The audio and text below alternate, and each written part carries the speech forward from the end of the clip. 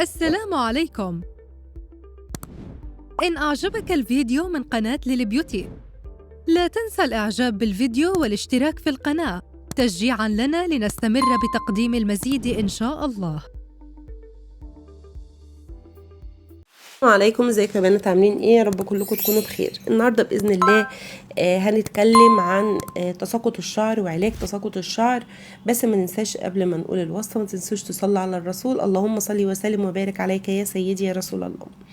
الكبسولات اللي معانا اسمها هير تونيك. هير تونيك بتعمل ايه؟ بتعمل على اعادة الشعر الناعم. يعني لو شعرك كان خشن يرجع بإذن الله يبدأ يبقى ناعم تاني، لأن ساعات الخشونة بتكون استخدام. طبعا احنا بنبقى قاسيين على الشعر في التسريح وعادات غلط كتير، زي تمشيط الشعر واحنا لسه مخلصين شاور والفروة سخنة، بيبدأ الشعر يتساقط يخشن.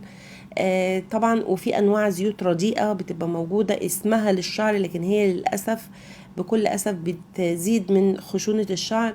فان شاء الله الفيتامين ده هيعمل على اعاده نعومه الشعر داخليا. زائد ان احنا اهم حاجه نهتم برضو بشرب الميه. لو في تساقط في الشعر لازم نهتم بشرب الميه يوميا. لازم نثق ان ما عندناش انيميا، ولو عندنا انيميا حللنا ولقينا نسبة الهيموجلوبين منخفضة، لابد ان احنا نهتم بالتغذية، لان كل دي حاجات بتنطفي على الشعر وعلى البشرة. يعني لو عندنا انيميا هتلاقي فيه شحوب في الوجه، وهتلاقي فيه تساقط في الشعر وفي هالات سودة تحت العين.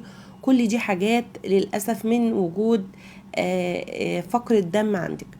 فالكبسولات اللي معانا دي كبسولات جميلة جدا، مفيش منها ان شاء الله اي قلق. هي عبارة عن مكملات غذائية، يعني مفيش منها اي ضرر.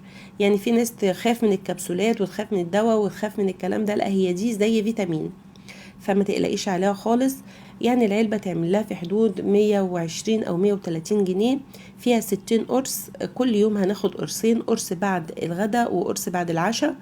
ان شاء الله من الحاجات الجميلة جدا اللي اتمنى تجيبيها. واتمنى لايك للفيديو واشتراك في القناة وتفعيل زر الجرس على الكل. والسلام عليكم ورحمة الله وبركاته.